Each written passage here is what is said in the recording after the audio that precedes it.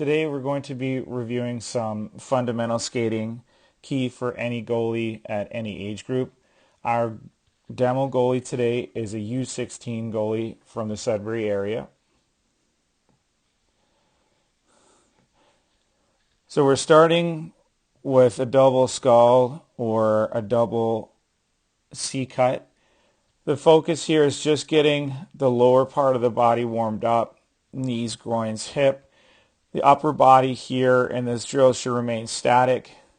If we were to keep this line across the goalie's shoulders for the entire drill, their head and shoulders should not be bobbing up and down below this line. All movement should be coming from the lower half. The hands should be around parallel at the hips, around 9 and 3. Again, we can go a lot further with this with different goalie coaches, obviously with different preferences. The stick ideally should be somewhere around on the ice. My personal preference as a goalie coach is toe on the ice. I'm not a big proponent of having heel on the ice. If the goalie in their stance is able to get the entire blade down, perfect. If not, it's not critical for any of these drills that we're focusing on today.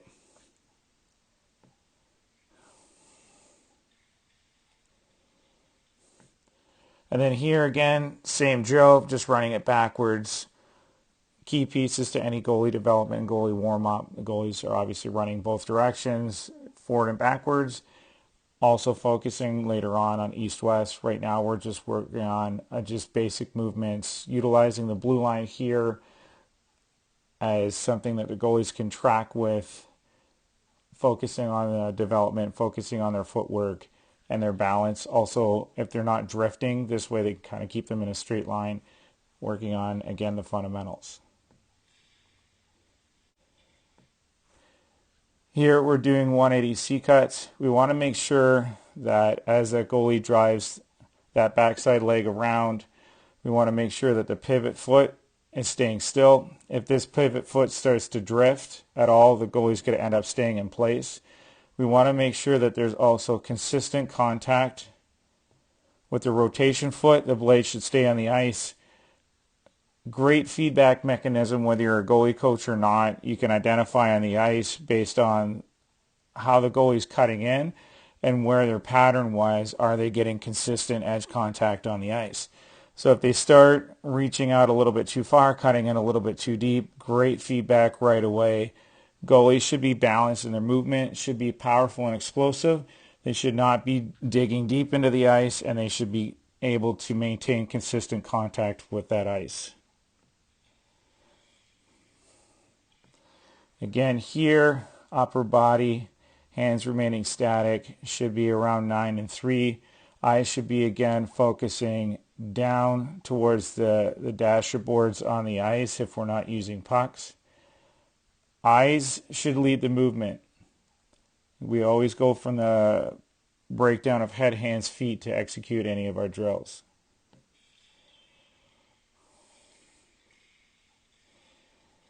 Again, running backwards, some goalies struggle with this. Here you can see the eyes are coming around here to lead the movement. Looking over his shoulder. Sometimes with my goalies, I like to say looking through your shoulder, tracking through for the puck. Again, the pivot foot remains flush to the ice with minimal movement. The rotation foot, again, is driving down and around. And again, you can see if there's consistent contact with the ice here, how the goalies are cutting, and their balance points as they execute the drill.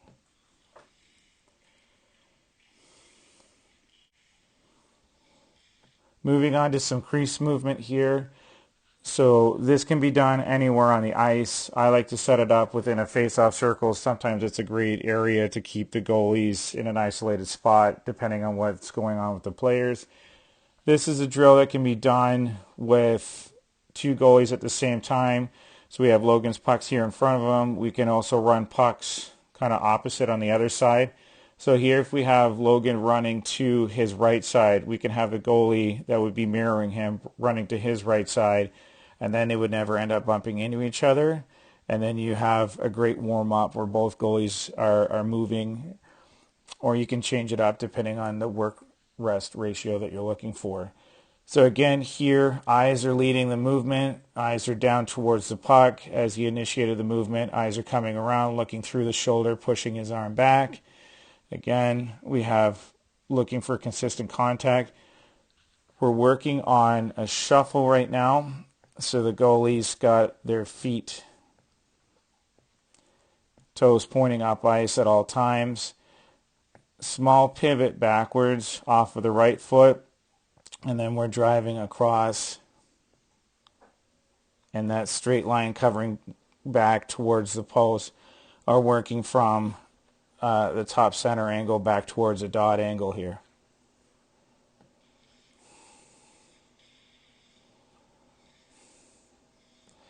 Running the goalie back and forth 3 times on the one side, just again solidifying, just kind of connecting the synapses early on in practice so that when they go back into the net during drills, they have their fundamental footwork and movement already embedded into their system.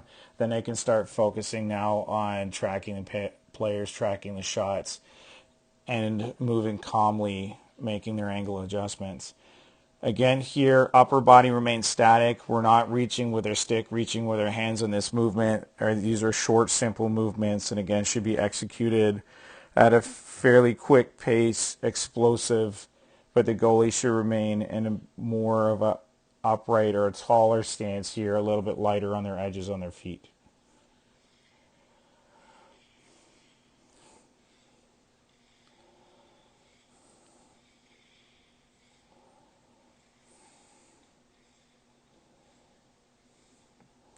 So now moving into T-pushes. So we've got our plant foot straight up. We're going to open up with our glide leg, and then that glide leg is now going to drive towards that far puck, therefore creating a bit of a T pattern with the feet. This is commonly used on larger distances, D to D, sometimes with younger goalies from top to bottom of the crease movement or post to post.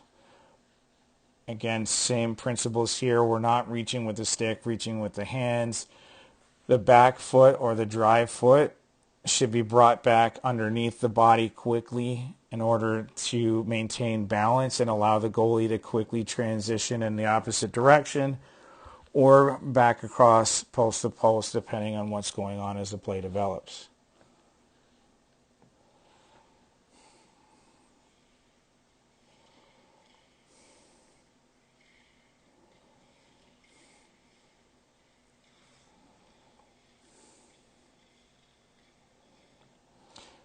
So Logan maintains an excellent frame here. Hands are relatively balanced at 9 and 3.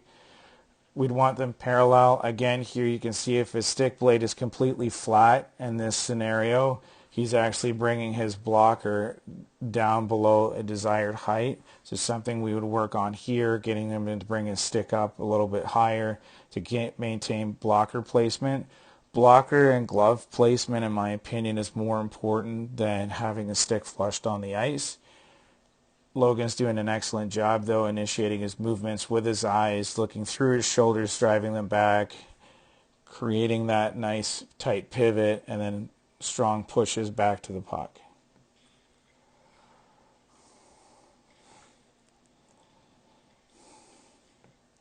Finishing up with some butterfly movement. I like to do a lot of my warm-ups on the feet, giving the goalie confidence and consistency on their edges as we're working towards maintaining those edges and the majority of the plays that we're facing.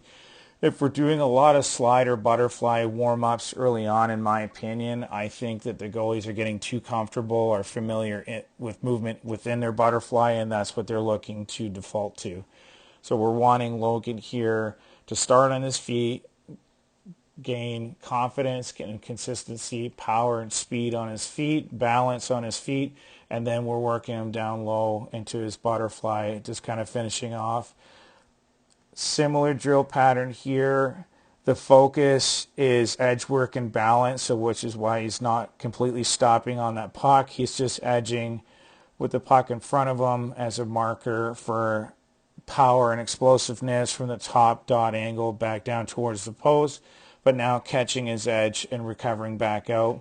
You're going to see here again, his shoulders should remain fairly square, good rotation from the torso, and his hands should stay relatively at 9 and 3 without reaching on that blocker side as he was recovering back to the right.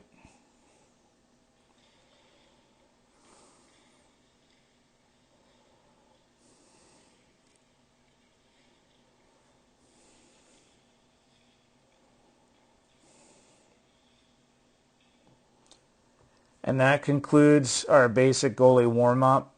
There's a lot of areas here where you can progress to depending on your goalie's strengths and weaknesses. For me, this is a strong fundamental program that you can put any goalie through at any age group. Fairly simplistic, but it really focuses on all the main components of movement, rotation, and positioning within the crease. That's going to allow them to have the best warm-up possible. So especially if you don't have a goalie coach available, these drills should be simple enough to get the goalies to watch the video, execute, identify key execution points with them, and then have them build up to that preparedness for when practice starts. Thank you.